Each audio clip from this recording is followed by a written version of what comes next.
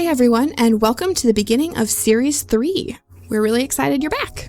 Yeah, thank you all for joining us for this exciting series where you have a really special one here for you today and for the next couple of weeks. We are super excited about what we have moving forward for you. And we also just wanted to take a minute to thank all of you for the responses that you have sent us on Twitter, through email, through the form on our website.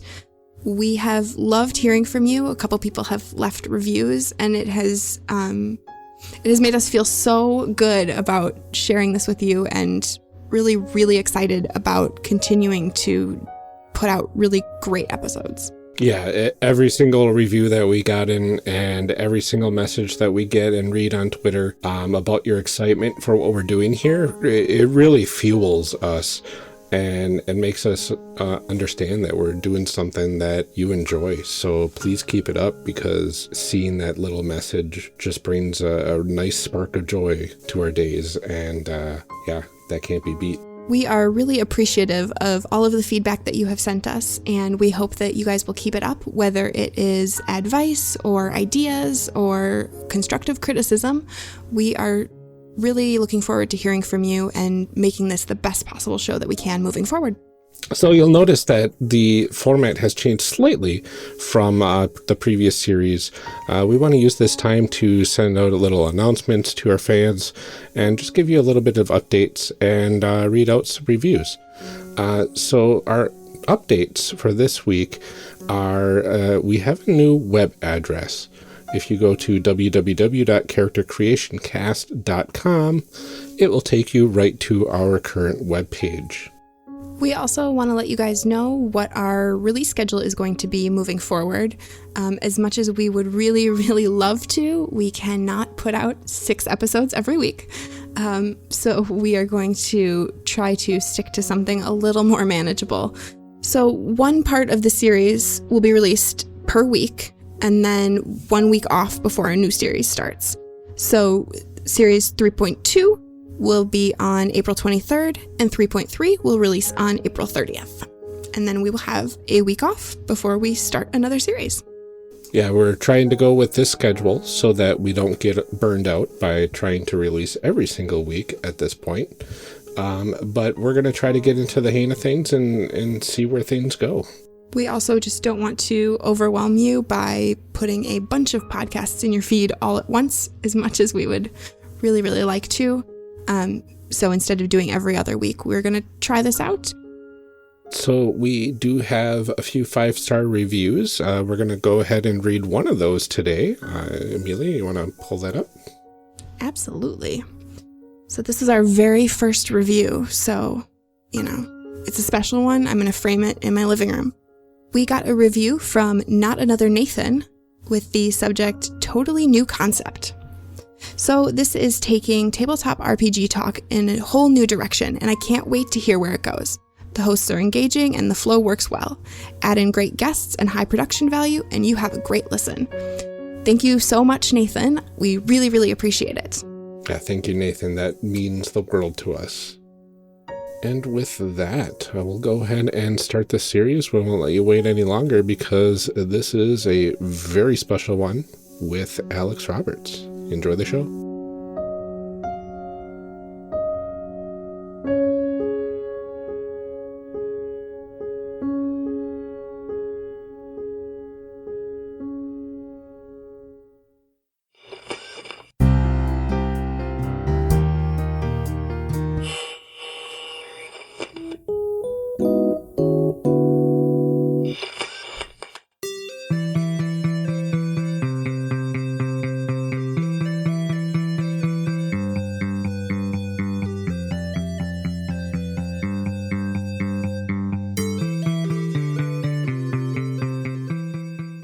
Welcome to Character Creation Cast, a show where we discuss and create characters, the best part of role-playing games, with guests using their favorite systems. I'm one of your hosts, Ryan. In this episode, my co-host Amelia and I welcome Alex Roberts, host of the Backstory podcast on the One Shot Podcast Network, and creator of the game we are about to discuss and create characters for, Starcrossed, a romance role-playing game system kickstarting in April 2018. which is right now if you're listening as we release this episode. Alex, welcome to Character Creation Cast. We're really excited that you could sit down with us. Thank you so much for having me. This is very exciting. So can you tell us a little bit more about yourself and about some of the awesome stuff that you are involved in right now? Where to start? So I'm a game designer, and I've created a couple of games, digital and analog. But I also get to be involved in role-playing game production. Right now I'm working with Pulpit games. I've also worked with Pelgrane Press in the past, doing like production coordination and assistance. And that's really fun to get to see like behind the magic. And I've also written for other people's games, which is one of my favorite things to do, because you just get to like swoop in, drop a bunch of ideas, and then swoop out. So if you were one of the many backers of Dialect, or if you want to pick up Threadbare, which I think is now available to everybody, if you read Sig, the City Between, I have little worlds and play sets and things like that in those.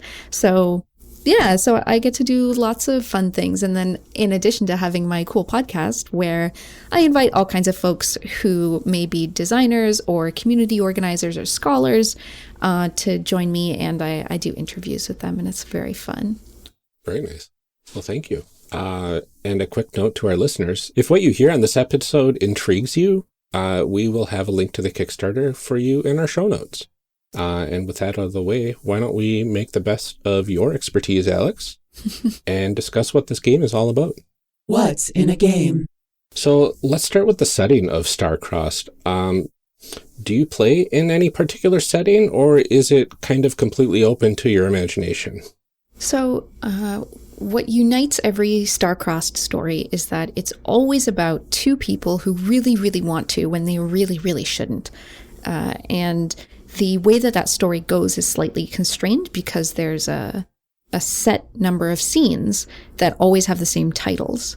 So the game comes with these little scene cards that have these kind of vague, like they're almost like chapter titles, an introduction, or a little embarrassment, an argument becomes heated. So the way that people kind of take those and interpret those and incorporate them into their story is always completely unique, but it means that the story structure is very similar and kind of tends to feel not formulaic, but the underlying structure is the same. Okay. But the genre and the setting and the places that people go with this game, absolutely all over the map. People have played out in fantasy, in science fiction. I've seen kind of like urban fantasy, like dark sort of vampires and werewolves type stuff. But then also I've seen like super everyday, like just absolutely kitchen sink, normal fiction. Just basically what I'm taking a really long time to say is that it really 100% is completely open. Just about any setting you could think of, there's a way to tell a star-crossed story in it. So as you are playing the game, what are characters doing? We look at like D&D, they're adventuring, or in Masks, you're playing as superheroes. So like what does a character do in Starcrossed? In Starcrossed, your character falls in love. And then does nothing about it. Oh, they do lots about it. They dance all the way around it in every conceivable way. You do everything except act on your feelings. It's a game of almosts and nearlies and words that are just kind of on the tip of your tongue. It's characters feel really, really strongly and then struggle to express that without expressing it all the way. There's a reason why it was developed under the name Tension. I feel like that's a really interesting concept, though, because almost every other role-playing game I've played, you say, in real life, there's this thing that I want to do that I would never be able to do. Mm-hmm. But then when you sit down at a table, you say, I can do all of these things, and no matter what this instinct is, I can act on it in some capacity. So I feel like it's really interesting to have a game where the whole thing is that you don't do that. Thank you. Yeah. And The structure of the game really backs that up because the way that your character acts in this game is constrained by moves, which we can go through later when we're talking about the 2 different character sheets. But both characters, they act in these really kind of specified ways. So just like the scene cards have these really sort of structure that it gives the game, the moves give structure to how your character acts. So there's really like 6 things that you do, and then you just find endless ways to do them. Very cool. And I'm imagining that there is a very special piece of material that you need to actually play this game. Can you go ahead and tell us a little bit about that? Yes. So you need 54 equally sized, smooth rectangular bricks that you can stack in rows of 3. There's like a brand name of these that you can buy. It's called like Jomblo or like Jumbler or something like that. So you could just like buy one. If you get the full star-crossed set, will come with its own beautiful tower made of this lovely maple wood. But if you just want to back at the PDF level, then you're totally welcome to print it out and then beg, borrow, or steal a tower of some other variety. But yeah. I like that you specified the number of bricks, so the one that I have in my closet that's missing a piece is not acceptable. You know what?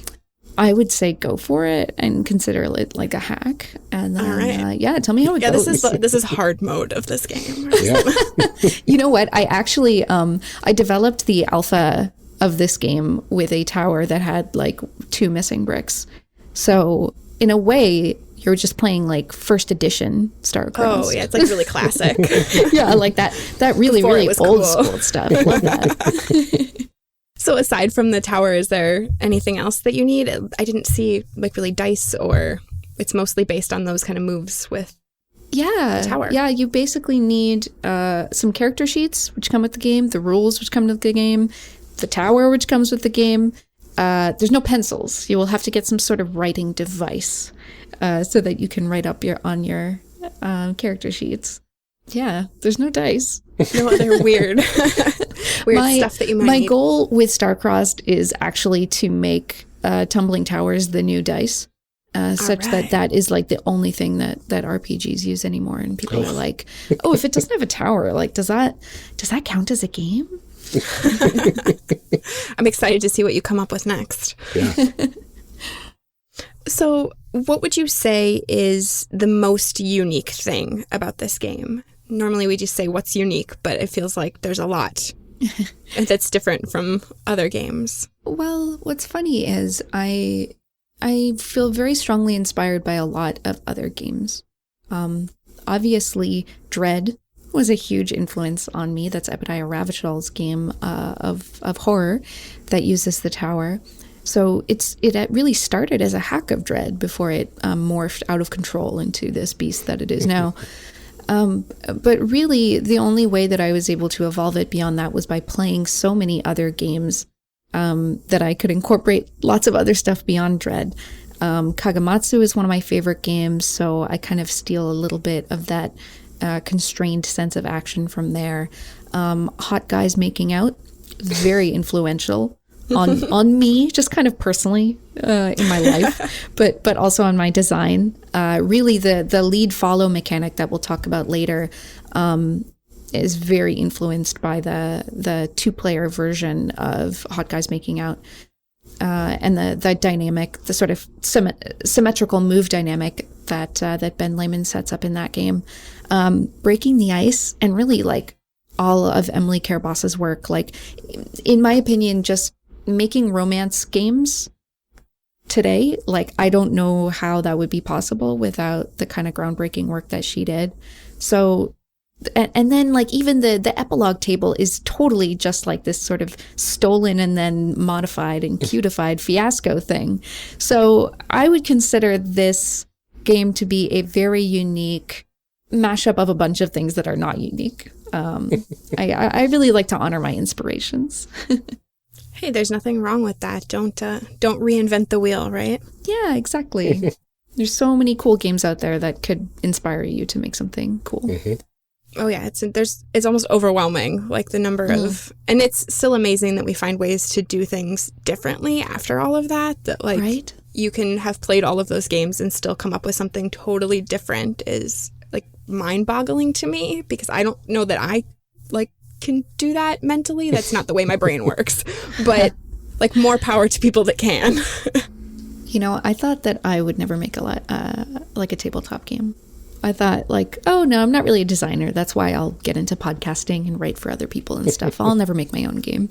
And now I'm already working on my second one. So you never know when it will happen to you. You started and now you can't stop. Yeah, exactly. Now I'm cursed. Wonderful. Well, now before we get into the meat of the character creation, we usually like to go over a few of the things that people might want to know if they're following along at home. A little more information about the game itself, some terms, concepts people might not be familiar with, etc. So normally, Alex, in this part, we talk about the history of the game and the system, but this game is super new, so it doesn't have, 20 years of history behind it. So really, I would like to hear about how this game came to be. You talked a little bit about being inspired by Dread, but I'd like to hear a little bit more about, like, start to finish. How did this happen?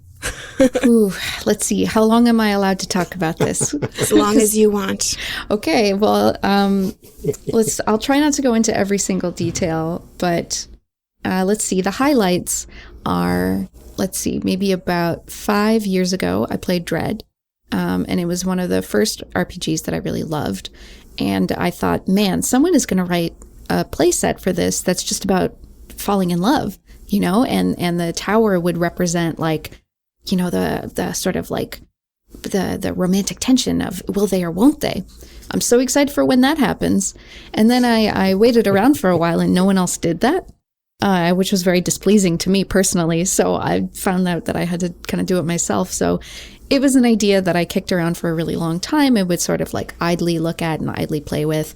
And I think eventually it just kind of had to be its own thing. And so I did a couple of alpha playtests with someone who I was seeing at the time where we were just playing a lot of 2-player games. So it was very easy to get inspired by what I was playing. And so basically we would just say like, okay, the tower, and we'd just start pulling and then trying to tell a story and be like, where does this catch? How does this work? And then at some point I played Hot Guys Making Out and figured out a way to say, okay, if I really say one person does this and one person does this, and there's a kind of separation there, there's a dynamic that automatically gets built in. If one person can do this and then rarely do that, and the other person can do that but rarely do this, like, bam, we already have a dynamic going. So yeah, so as I mentioned, playing all kinds of different games, and then starting to play test it, starting to think about it a little bit, and then I decided to submit it to a convention called Metatopia, which is a playtest convention. So instead of going and playing your finished games and games that have been around for a while, people bring their games that they're still working on, that are in progress. It could be anywhere from like totally alpha, don't even know what to do with it, to like it's pretty much done and we're just tweaking this one thing. And it's the scariest thing that I've ever done in my life, to put my game in front of strangers, because at that point, it was a deck of handwritten index cards. And I think, about like 6 playtests over the course of that weekend, some of them scheduled, some of them not. And each time I found that I had to like throw away and scribble on top of and write over and rewrite a bunch of index cards. So at the end of the weekend, I had a different and much messier stack of index cards. And that was version 1. So then I played with that for about a year. And as I mentioned, I work for Pulpit. So I'd just been kind of doing some admin work and some marketing and stuff for them. And we kept having these meetings where they were saying, it'd be interesting to publish someone else's game. Like mostly they publish Jason Morningstar's games because it's Jason Morningstar and Steve Seghetti. Mm-hmm. But they also published The Warren, which is Brendan Reese's game a few years ago. And they're like, oh yeah, we should do that again. It'd have to be like the right system. It'd have to be the right person who we had a really good working relationship with. I don't know who. You're like, do I say something? Do I say something? Do I do it? It literally took like 3 meetings for me to even think about it and then be like, oh yeah, hey guys, I've been working on this game. Like, do you want to see it? I don't know if it's any good or anything. I was kind of just thinking it would like don't feel like you have to, but if you want to just look at it, like over lunch. I was very much in that mode, which like I don't do anymore. I'm trying my best to get over that. But anyway, it's hard. I'm like that too, though. Like, you know what? It's felt like I don't want to inconvenience you. Like, no, have the courage of your convictions. Yeah. I think maybe 3 or 4 games from now, I'll be able to just like kick down the door and be like, check this out. I'm here. But I'm not there. And I wasn't there then. I was very much like, okay, well, take a look at this, but I don't know. And they were like, hey, this has legs. So I continued to play test it and got some opinions from other people in front of them. And they're like, okay, yeah, let's move on this. So I signed a contract in November and then exploded. Nice. And then when I was done doing that, I kind of got to work and being like, okay, well, this has to be really, really, really good. You know, if this was just a PDF that I kind of threw up into the world and tossed in front of my friends, it would have to be good, but now it has to be really good. And oh my God, it's really good now. It's really good now. Like I really actually feel very confident in saying that. Yeah, it's really good. You're right. I haven't played it yet, but like reading it, it's really good. Yeah, and I heard the appearance on She's a Super Geek. And that was just remarkable. Even though it was just an audio medium, the tension of the pulse and the sounds that people were making was just so intense. I loved it. Well, oh my gosh, like Phil and Senda, if you're listening, you brought everything to that game and really, really showed off what it can do. They have such a beautiful dynamic, and that's a really, really good run. But I can tell you, it wasn't a totally weird, unusual run either. Like, that is how that game plays. That is what that brings out in people. Mm-hmm. And every time that I've play tested it, like just seeing, like making games can be hard sometimes, you know, and when you're just working and revising and rewriting, like you can feel kind of down sometimes. But man, every time I see people play and I see them giggle and, you know, like get tense and shake and get to know each other, you know, when I see strangers play this game with each other and at the end of it, they're like, they're friends and they hug, like it's so cool. And that is what has kept me going. I have to say, if someone is listening and they're working on a game, like it's scary to play test, but just get it in front of some people because like, I don't know how you have the strength to go on otherwise. If you don't see what your game can do to people, it's like when you tell a really good joke and it lands and you make people laugh. Mm-hmm. It's just a great feeling. Yeah, that feedback finally after like forever looking at it yourself and like putting stuff out into the world is always really, really scary. Like that's, I mean, a reality for I think anybody who makes anything that no matter how many times you do it, there's always a moment of like hesitation and anxiety about it. But I think that the only reason that you do it is for that feedback, whether it's, I mean, not always good, but, you know, especially when it really does land, I'm sure that that's like a euphoria. Mm-hmm. Yes. Yeah, absolutely. I want to ask one more question. I know we've talked about it for a little while and like, don't beat me up, Ryan, but I want to ask, like, at what point did you decide that this was its own game and not just a hack of another game? So that was actually very difficult for me to distinguish because I feel really strongly that games that are hacks of other games, like that's not less than any other way of making a game. It's an awesome way to make a game. It's brilliant. It's smart. And I love games that are variations on a theme, whether it's like a Forged in the Dark, kind of Blades in the Dark hack, or I mean, some of my favorite games are Apocalypse World hacks, right? Like Monster Hearts. I mean, talk about a game that has influenced me. Monster Hearts is a huge, huge, huge influence on me. And that's an Apocalypse World hack. So I didn't want to, I kept thinking of it as a Dread hack until like super recently.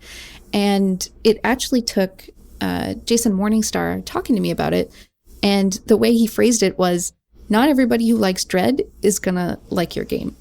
And it's it's misleading to people to say, oh yeah, this is like Dread, but because there's kind of all this other mechanical stuff happening that is very different. So I only started making that differentiation really recently. And it's actually out of respect for Dread to say like, hey, just because you love Dread doesn't mean you're going to love this.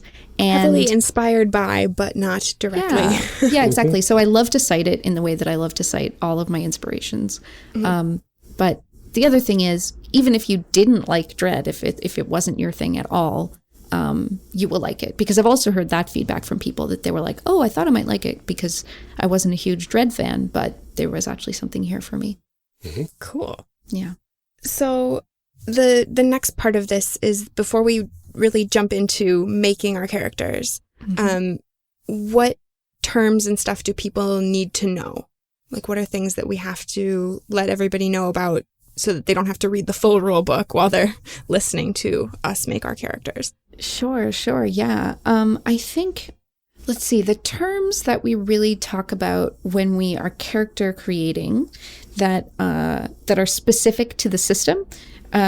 One of them is definitely moves, right? So like I said, players act in very specific, set, constrained ways in playing this game. It's part of the fun. You savor not being able to do everything that you want to do. It's the name of the game. So when we talk about moves, I mean the ways that your character interacts with the fiction and what you can kind of do on your turn, right? On your turn, you do a move and then you pass it over to your partner in playing. So that will become a little bit clearer, but just so you know, a move, it's not like an Apocalypse World move or like putting the moves on somebody. It's kind of a specific term in this game.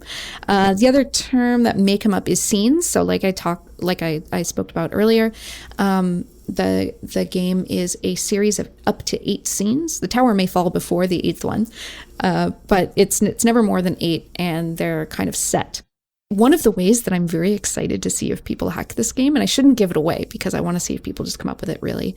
Is it if they switch the order of the scenes? I want people to write their own scenes. Oh. So if you wrote a different set of scenes, but still played the same game, what would that look like? Oh, that would be really cool. I know. And I love that I can just assume that people will hack my game. It's funny because I was reading through the rules and I kind of thought the exact same thing. Yes, awesome.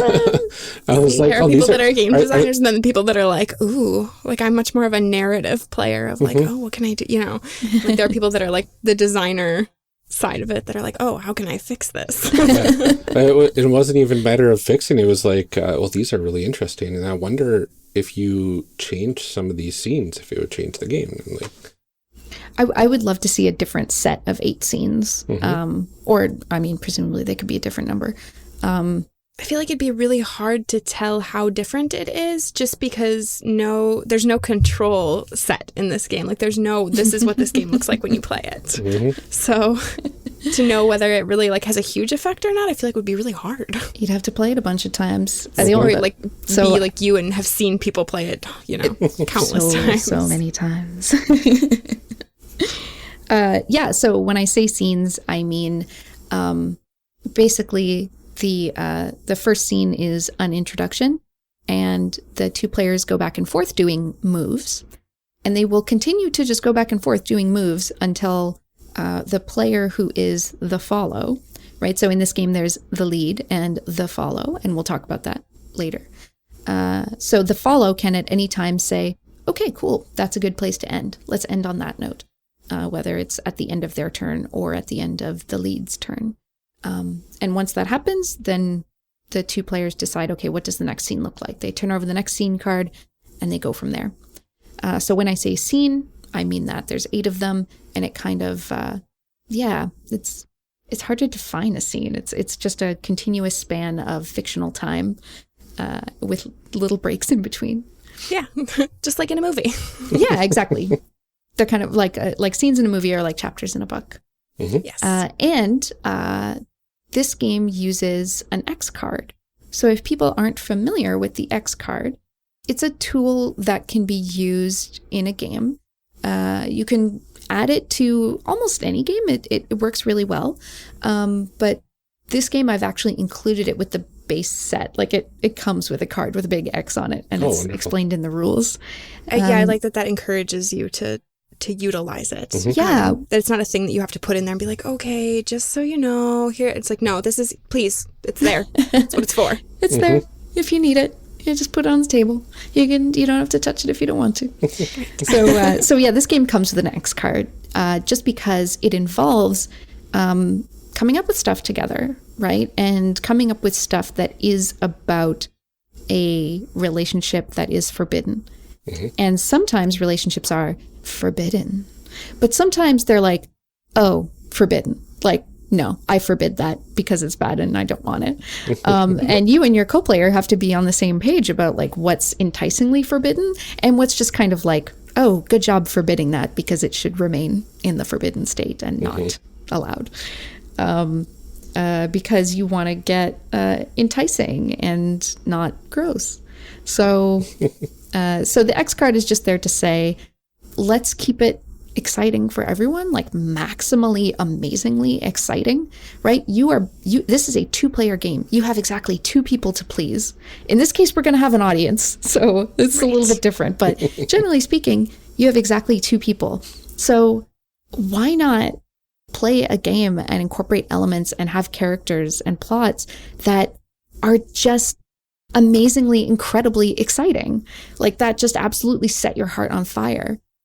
Why have anything less? So the X card is there to just be a tool that you can just tap and say, that is less than amazing. We can use our words. I think our words are like super good tools to do lots of things. But sometimes, in a sentence when you say, no, seriously, this is like the physical version of, no, seriously, let's not. I like that the understanding around the X card. I've mostly only seen them in convention games, because the people that I tend to play with, it's like a smaller group and we, know each other pretty well. But I also know that if I ever said anything, it would be fine. But in those situations where you are dealing with kind of, I don't want to say uncomfortable because that's not really the right word, but like, sort of tense and like heavy topics, or you're playing with people that you don't know particularly well or anything like that, it's nice to have the option to say no, and to know that everybody else at the table will respect that and that you don't have to explain it. I think, which is the best part about it, is that there's nobody follows up and says, why? It's the understanding is, okay, we're done. Yep. That's, we will move on to the next scene, or we will, stop or whatever, but you don't have to explain why. Yeah, exactly. And it could be any element of play, right? Whether it's like, oh, that thing that you just incorporated about your character kind of reminds me of this person I don't feel great about. So I'm just going to tap the X card and we'll remove that element. Or it could be like, oh, you don't know that I have a phobia of spiders. So like this whole like cute thing where your character's like afraid of spiders. Oh, that's not going to be cute to me. It's just going to make me think about a thing that really scares me. Right. So it can be all kinds of stuff that you're just like, no, boop, X. You just tap the X and it goes away. Yes. It's pretty cool. It's like a backspace, but for fictional worlds. Ooh. So anyway, it's a good fit for this game, so that's why I decided to include it. Yeah, and it's a valuable tool for any game, but I like that you put it in there to begin with, so it's not something, like I said, that you have to consciously think about and add, or that you get to a point where you're playing the game and you're like, oh no, I wish I had it right now. So it's like already there and thought, like, I like that you did that work for us. Thank you. Okay, so with all of those things out of the way, we are going to make some people. Yes, let's make some people. Cool. Let's make some people. So why don't I guide the two of you through character creation? Perfect. Yes, please. So the first thing that you do in character creation is make a world. Just like that. Super easy. It's pretty cool. So in some systems, you have this cool, interesting world that is already present for you. In some systems, you design a world and come up with it together, and then maybe you can kind of put some characters in there and figure out how they fit into it.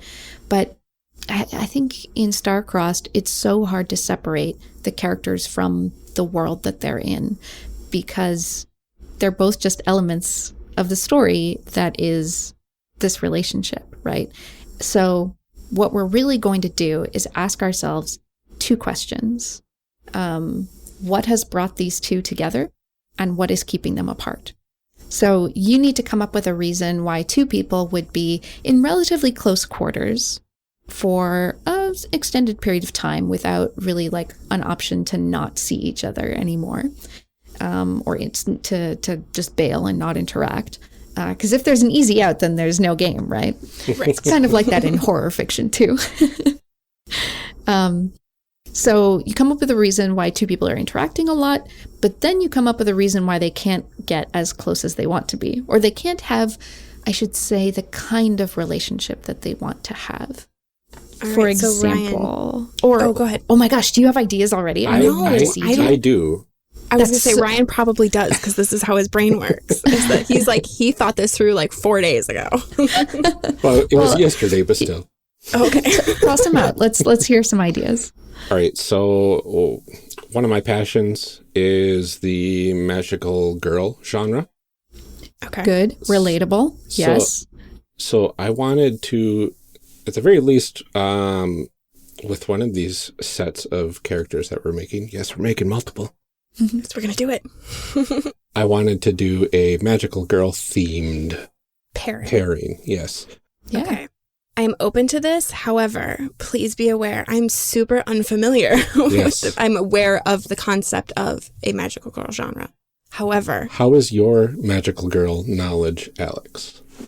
So here's the thing. I don't have a breadth of knowledge. I have a depth of knowledge in the that kind of knowledge sphere. I am really, really, really, really, really into Sailor Moon. Oh, okay. Well, that's what you and Ryan are doing. Yeah. Okay. So, because in our last game, he literally let's recreated on Sailor that level. Neptune. Yeah. The last recording, I recreated Sailor Neptune in feudal Japan. Oh, yeah. That works. Like, I can just picture that so easily. It was so fun. Cool. It was real cool. we will do a Sailor Moon one then. Okay. Cool. Amelia, what are some genres that really like speak to you? Like when you reach to fiction, what draws you in?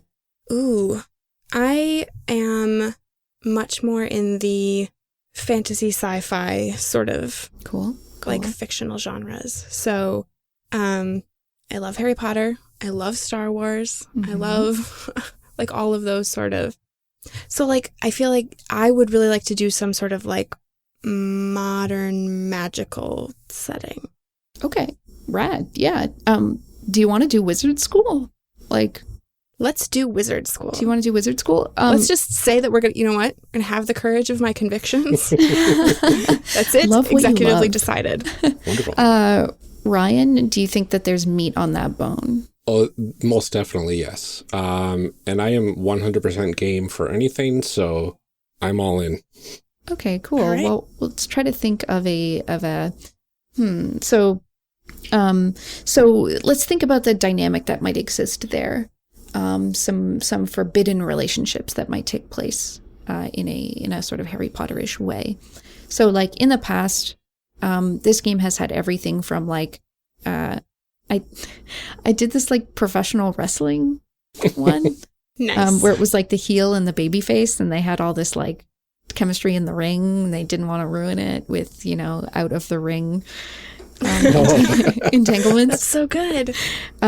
So that's one that's kind of like not a genre exactly. It's just kind of a story. I would say wrestling is a genre.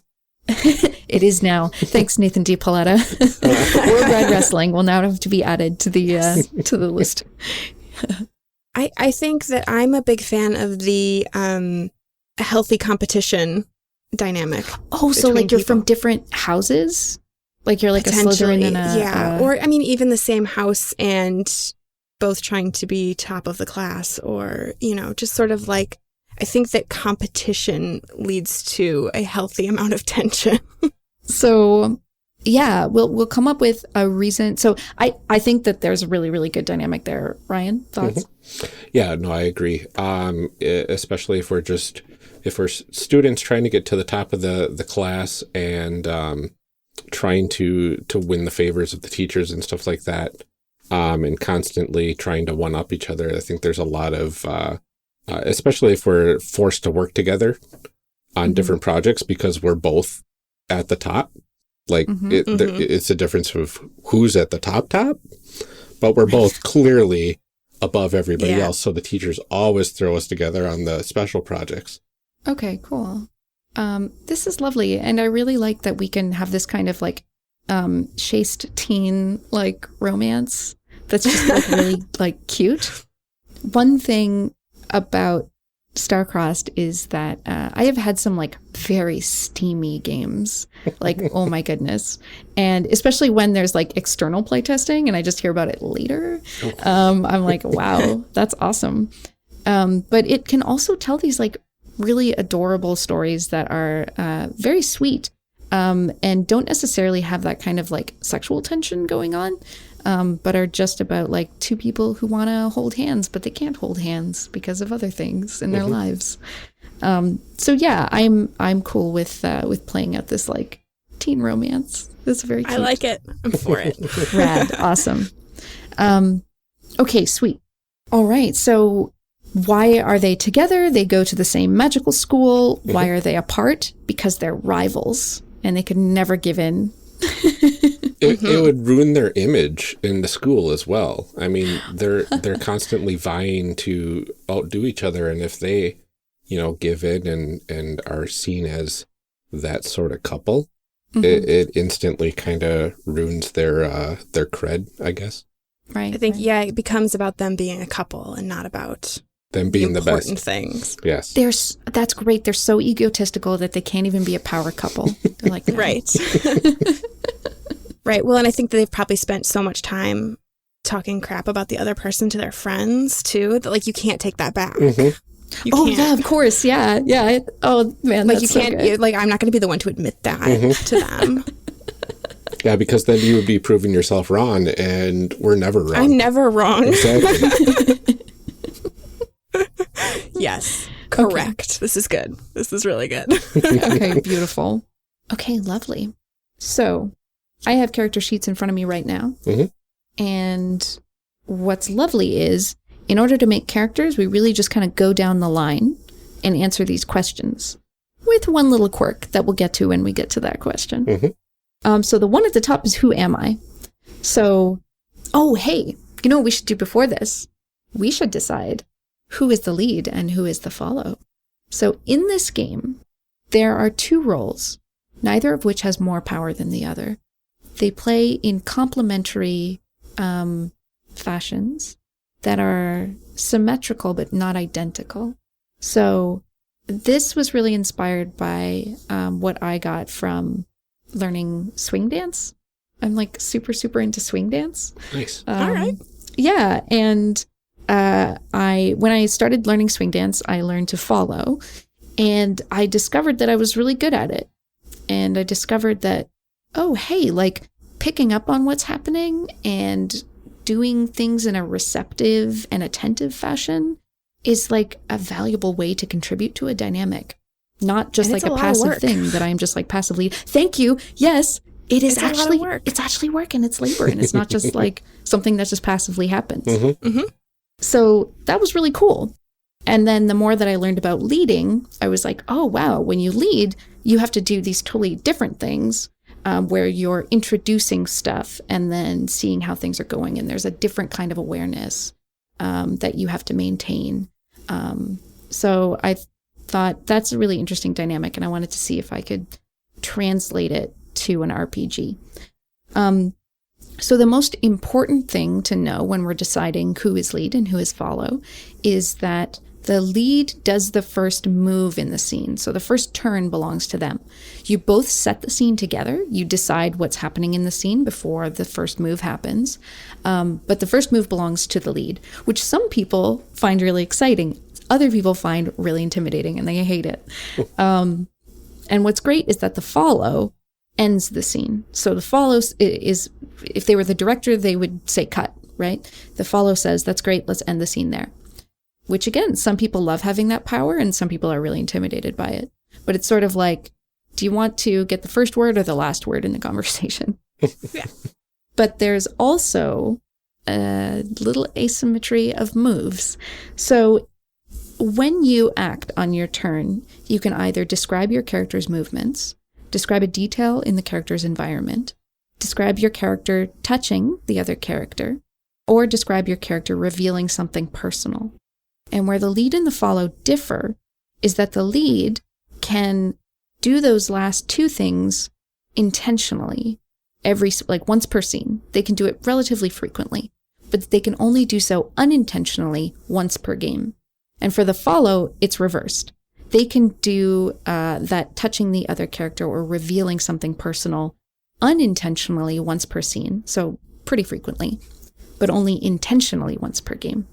So in other words, the lead is doing things that make their intentions very obvious, right? They're doing things that are direct, right? If the lead is going to touch you on the shoulder, the lead is going to reach over right in front of your face and place their hand on your shoulder. And you'll go, okay, well, I know what they were trying to do, and they did it. As where it would be very rare for them to just have this sort of slight brushing of the hand against yours, and you get to wonder, oh, did they mean to do that, or did they just kind of like accidentally bump into me? Oh my, I don't know. As where the follow is all about that. The follow is all about, just reaching to grab something behind you and their hand brushes against yours, or stumbling slightly so that they just bump into you. All these kind of really cute flirtatious things. But they can only act with that really, really clear intention once per game. And so, in other words, it's a very dramatic moment when the follow acts intentionally. And it is such a dramatic moment when the lead, for example, reveals something personal accidentally, when they kind of let something slip, is always a good moment every game. I love it. So, yeah, so that's what makes them different. So we're not going to play today. No. But if we were, that is what the differences would be. Okay. I feel like it still kind of informs a little bit about I the person. Still kind of want to talk about that. I want to know. What do you think, Ryan? Do you have an instinct that says... My instinct says follow. Okay. If you're good with I kind of am waffling back and forth between what I feel like would be more fun to try out. So I am fine with saying I will be the lead. Great. If you want to be the follow. Sure. Cool. I'm cool with being incredibly bossy and but there's so unable to reveal something, to do something subtle and delicate. Yes. Unable to conceal your intentions. That's great. So you grab the lead sheet and you would grab the follow sheet. And we will go down the line. So who am I? So in this system, you may not even have a name, because very often there is a clear dynamic of you're the commanding officer and I'm the private. You are the captain of this pirate ship and I am the cabin boy. You are whatever it is. So ironically, the sheets that I have in front of me, I'm realizing are from two different games. So I have a lead sheet for a vampire, and the follow in that particular game was a werewolf. And I have a follow sheet where the answer to the name "Who am I?" to the question "Who am I?" is the baby face, because the lead in this case was the heel. So that gives you a little sense of what usually goes under "Who am I?" I kind of like the idea of one of you being the Gryffindor and one of you being the Slytherin, but I actually don't know enough about Harry Potter to know if that makes sense. And I don't know if you want to play literally Harry Potter or just generic imaginary wizard school. So my gut is generic imaginary wizard school, only because I refuse to be anything except a Ravenclaw, because that's who I am. So hardcore nerd school. I love that is a core part of your identity. That's and I love that you won't compromise on what's important to you. I respect that a lot, Amelia. We all need to have our values and our, this is where I draw the line, Alex, okay? And I would say I'm a Gryffindor, but I'm probably a Hufflepuff, so... That's okay. Doesn't that make you the most Gryffindor of all, though? No, wait, I'm thinking of something else. I think you are the most Gryffindor if you are definitely not a Gryffindor, but you say that you are. I think that's how that works. No, I think I want to do like generic magical. Okay, cool. Are you in different houses or the same house? I don't know. What do you think, Ryan? I would say the same house because there can only be one top of the house. It's true. Oh, okay, there's like a first. So like otherwise, yeah, because we could each be like top in our own house, but we need to be top. Yeah, it's like the first seat in an orchestra that we're trying to go for or something like that, but it's the first seat of the wizarding house. Sure, yeah, we could say that there's a position like chair or something. Yeah, you get a lot of power with that seat and a lot of recognition within the wizarding community, and it really looks good on your wizarding college resume. Yes. Those applications are brutal. They really It's all are. politics. Seriously. Oh, Can't even man. use magic to fill them out. It's true. They're like ballpoint pen only. Seriously. Prove your worth. Can't even use a quill. So I want to say that I, as the lead, am the one that's like already, like I'm currently winning this competition. Mhm. Whatever it is. Sure. I would say like I'm the current valedictorian. Okay, Yes. that's great. All right. And I am on your heels. So under Who Am I, you can put a name if you want, if you think you might use it. I also find that like if people need them, they kind of come up with them on the spot during the game. But yeah, just fill in with your role however you would kind of summarize it. Yeah, I'm just going to write the valedictorian. Love it. All right. So then do we want to run down Yeah. all of my questions first, or do we want to go back and forth? We do it between- together, and I will show Okay. you why. So the next question is, what is my most attractive feature? So that means when your character thinks about themselves, when they, whether it's physical or mental or emotional, it's anything about their being that they think, yeah, you know what? That's what I really got going on. That's one thing about myself I think is really, really attractive. It could be anything. All right. I got mine. Oh, Okay. really? What's yours? I went with eyes. They're kind of like this green with a little bit of multicolorness kind of speckled throughout. Oh, do they kind of like change a little bit on different days? Different lighting, I guess you could say. And like sometimes the gold in his eye will catch the light in a certain way. Sometimes it's a little bit of a purple, sometimes a little bit of a blue, but the green's always there. So this is an example of a really, really good trait, because we're going to come up with these, and the idea is that you would be able to incorporate these into scenes. So when you're describing your character's movements or little details or things about how your character is acting, you now have something to hold on to, right? And be like, because in the dim light, his eyes look almost silver as, he whatever's. And so yeah, good stuff. Amelia? So I wrote down perseverance. Okay, cool. That's awesome. So now you have something that your character can do and just like absolutely hold on to and just be this like dog with a bone, like not giving it up no matter what. And you get to play really true to your character. Yes. Now, the next question on the sheet is, what are 2 things about me that I don't realize are attractive? So this is not something that your character would think of, right? If they were, say, filling out their magical OkCupid or whatever. But they're things that the other character finds it attractive. So what we do is we swap character sheets. All right. I don't know how you want to do that digitally. I didn't really think it through. I'm filling out the lead's character sheet for that question right now. Oh, are you guys in a shared Google Doc right now? Are you at the end of the I am thing? not. I started my own Google Doc. You should just, can you just send me like a link in the group chat? Yes. Cool. Okay. Do you have a lead and the follow in the same sheet? Yes, I do. Okay. Rad. Because then I'll just type my stuff in my spot. Okay. Oh, But that's really important, that there's not like a secret thing, in this game. I think transparency really helps this particular design. So totally share with each other ideas for things that could be answers. It only adds, right? All right. So I'll give you a moment to write down those things about the other character, and then we'll do a reveal, and I'll get to hear about them, which is very exciting. Thank you for joining us for part 1 of this character creation series. We'll be back in part 2, picking up right where we left off. Character Creation Cast is a production of the One Shot Podcast Network and can be found online at www.charactercreationcast.com. Head to the website to get more information on our hosts, this show, and even our press kit. Character Creation Cast can be found on Twitter at CreationCast or on our Discord server at discord.charactercreationcast.com. I'm one of your hosts, Amelia Antrim, and I can be found on Twitter at Ginger Reckoning or on my other podcast, Garbage of the Five Rings. Our other host, Ryan Bolter, can be found on Twitter at Lord Neptune or online at lordneptune.com.